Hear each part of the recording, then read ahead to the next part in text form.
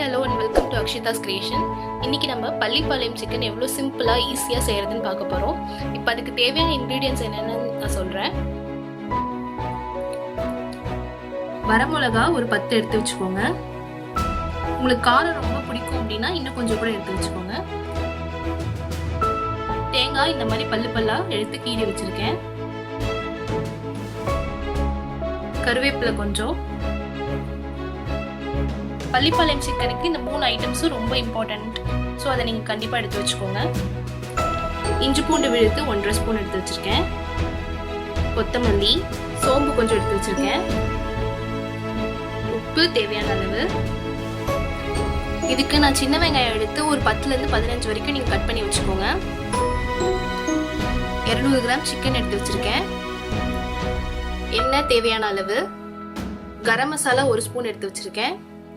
மஞ்சத்தூள் 1 ஸ்பூன் எடுத்து வச்சுருக்கேன். அடுப்பில் ஒரு வானல் வச்சுக்கோங்க. வானல் நல்லா ஹீட் ஆனதும் நம்ம ஆயில் கொஞ்சம் சேர்த்துக்கலாம். ஆயில் நல்லா ஹீட் ஆனதும் கருவேப்பிலையை இதில் போட்டுறேன்.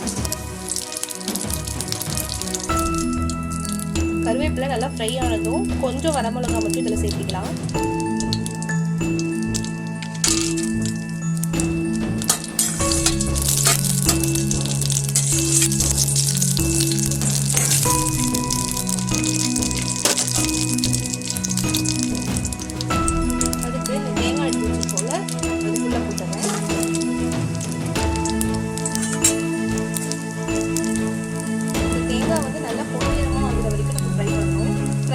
தனியாக எடுத்து வச்சுக்க போகிறோம்.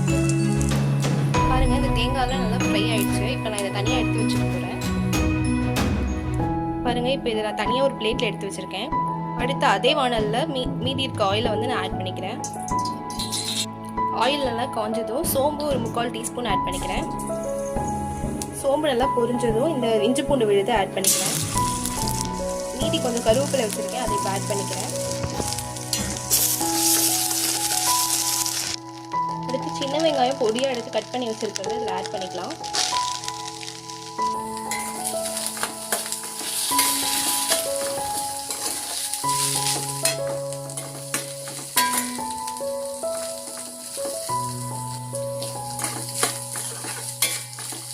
வெங்காயம் வந்து நல்லா பொன்னிறம் ஆகுற வரைக்கும் நம்ம ஃப்ரை பண்ணணும்.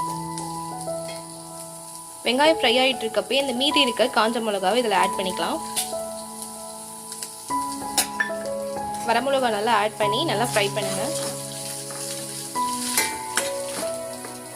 நல்லா வந்து வெங்காயம் பொன்னிறம் ஆகுற வரைக்கும் கொஞ்சம் வெயிட் பண்ணலாம். பாருங்க, இப்போ இதில் மஞ்சத்தூளும் கரம் மசாலாவும் எடுத்து வச்சிருக்கிறது இதில் ஆட் பண்ணிக்கலாம்.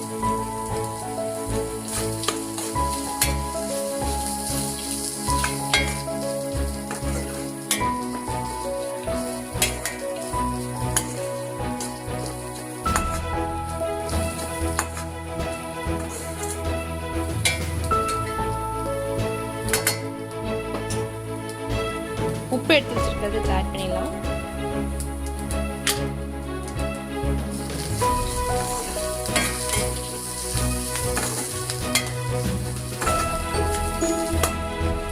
பாருங்க, வெங்காயம் நல்லா பொன்னிறம் ஆயிடுச்சு.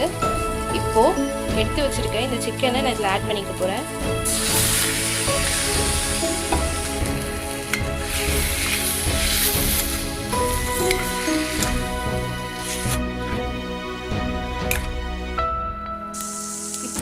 தண்ணி எதுவும் சேர்க்கல.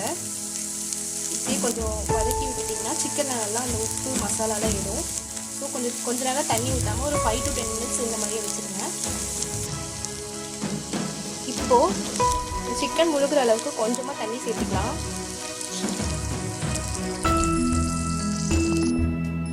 தண்ணி சேர்த்திட்டு நல்லா கிளறி விடுங்க.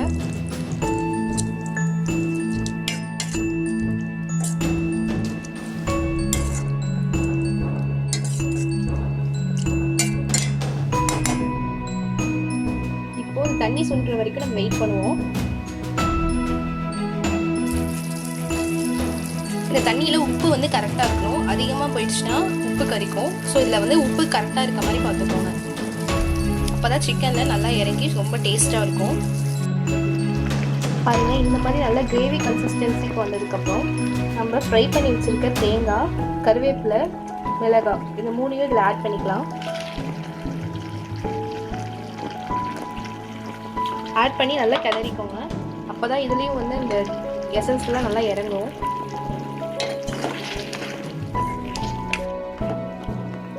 பாருங்கள், பார்க்கவே நல்லா அட்ராக்டிவாக இருக்குது.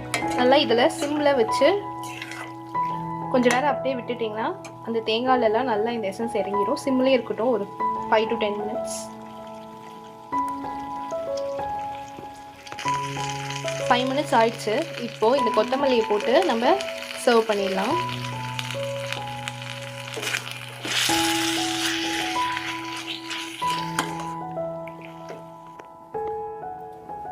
பாருங்கள், நம்ம சுவையான பள்ளிப்பாளையம் சிக்கன் ரெடி ஆயிடுச்சு.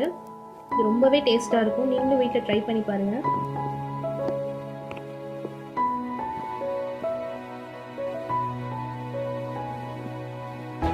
இந்த வீடியோ உங்களுக்கு பிடிச்சிருந்தா லைக் பண்ணுங்கள், கமெண்ட் பண்ணுங்கள், எங்கள் சேனலை சப்ஸ்கிரைப் பண்ணுங்கள். தேங்க்ஸ் ஃபார் வாட்சிங்.